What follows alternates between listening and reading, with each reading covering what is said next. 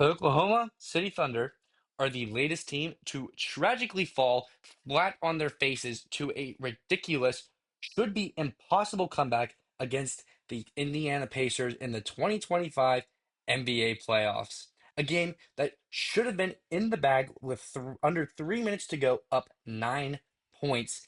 Yet the Thunder threw it away, gave away home court advantage, gave away game one in the NBA Finals in disastrous fashion. Now, let's just get into how this team did this.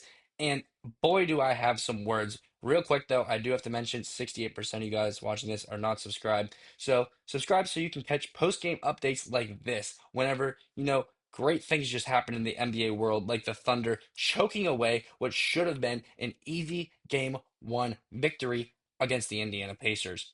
We're going to break it down right now, so I'm not going to waste your time. Game one, we saw the Thunder come out like they always do. We saw them come out to a 29-20 lead at the end of the first quarter. Great. We saw them come out to a 57-45 double-digit halftime lead. Phenomenal, right? Wrong. Everything after that went wrong. Everything other that you can think of went wrong. Everything you can't think of also went wrong. How did this happen? Let's break it down because boy, do I got some words for Coach Mark Daigneault, man. Let's see this right here.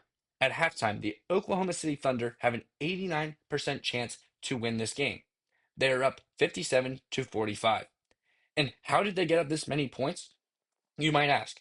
Well, the Pacers turned the ball over 20 times in the first half.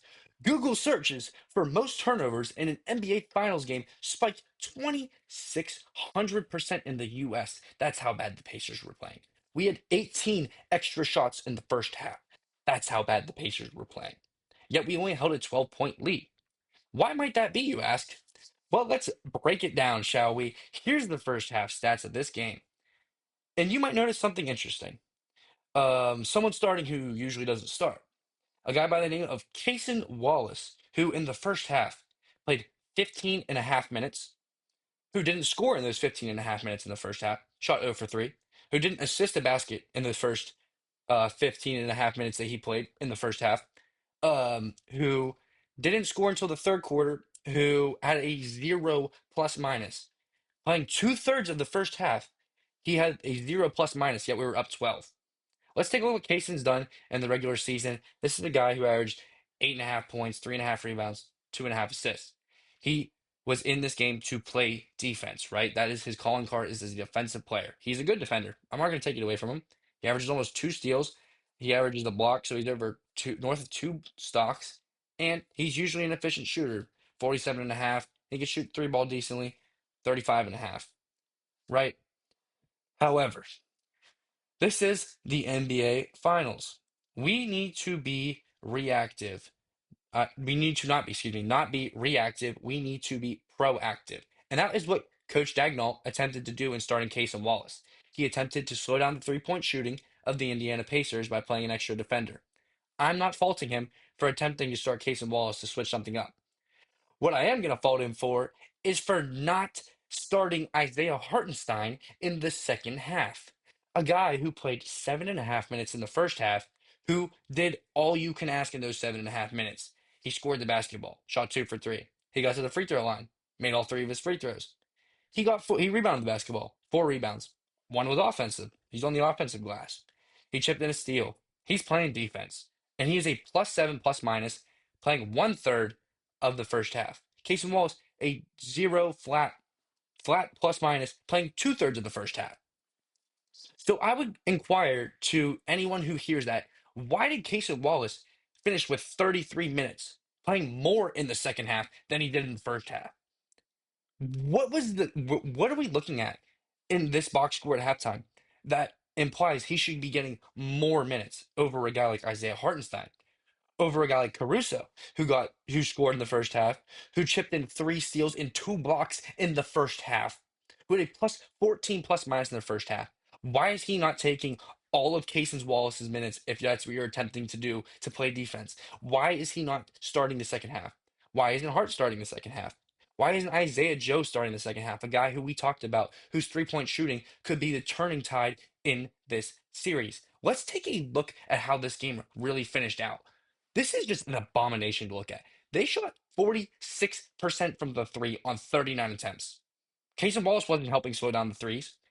They out rebounded us 56 to 39 with 13 offensive rebounds.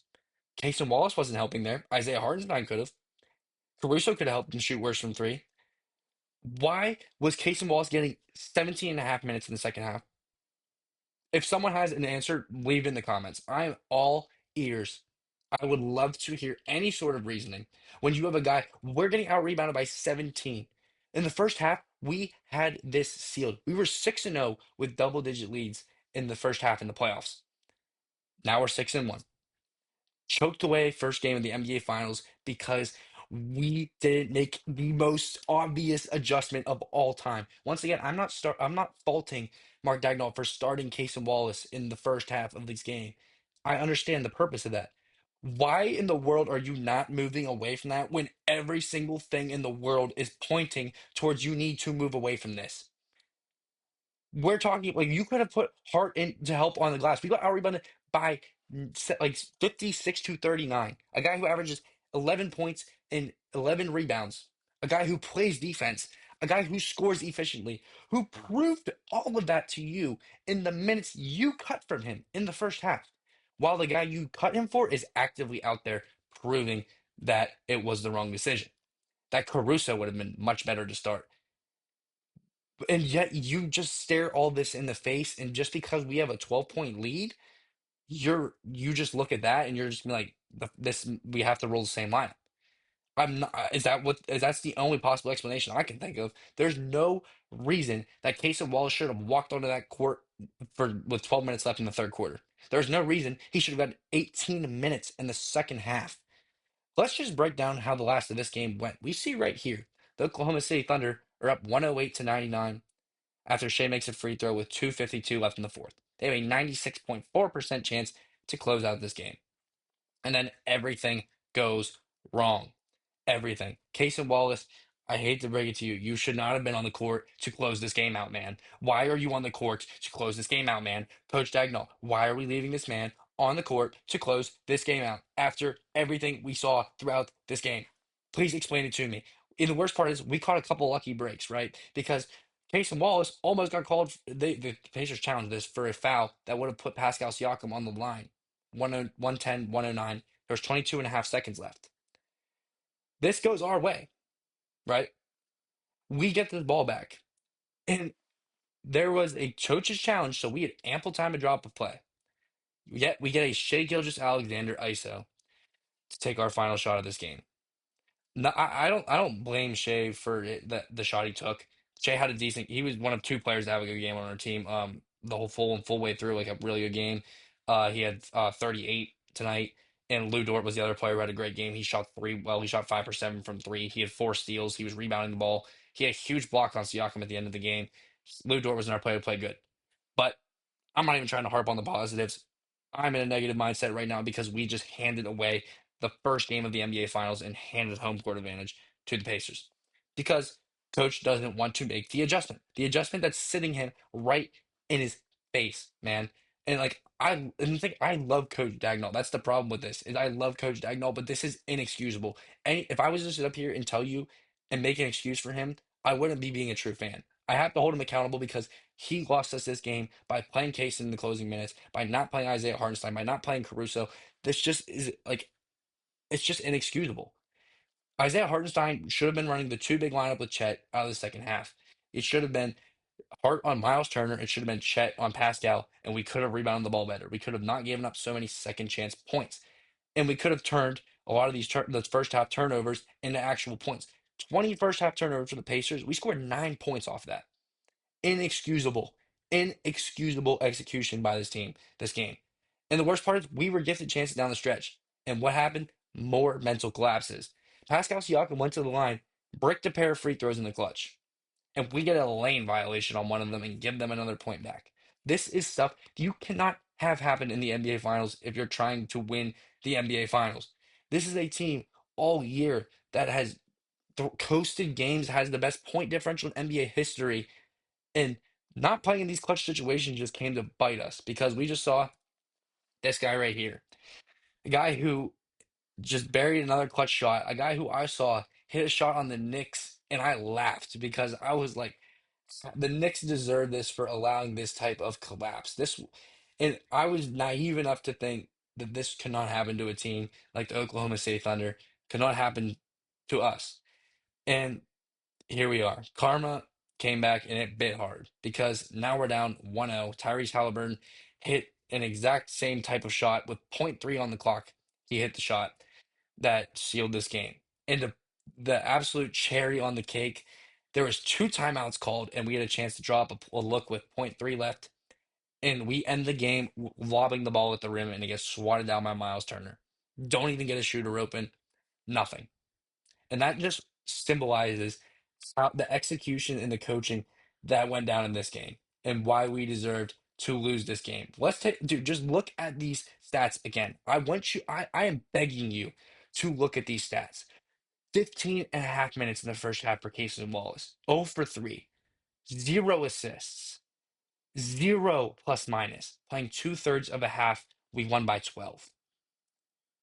The person he literally replaced for the first time all playoff run had a great first half, playing only 7.5 minutes, and we don't make the adjustment and we hand them the game because of it. Cason Wallace played more in the second half than he did in the first half. I cannot explain to you guys how ludicrous and how impossible that should be in this situation. And that is the reason we lost. And I want you guys to understand that. If we do not have Isaiah Hartenstein back in the starting lineup come next game, I will be, dude, I might have to march down there myself and put him in the game. I might pull Cason Wallace out of the game by his hair myself, man.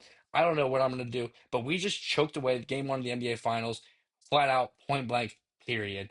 Hopefully, we make the adjustment in game two. If you guys know what Coach Daigneault's thinking, leave it in the comments. If not, leave a comment on how you're feeling because I am feeling depressed, despaired, anything you can think of that means I don't want to be here and witness this ever again. This has been Gabriel Ebersole with Thunder Digest, bringing some post game thoughts to you. I'll catch you guys in the next one.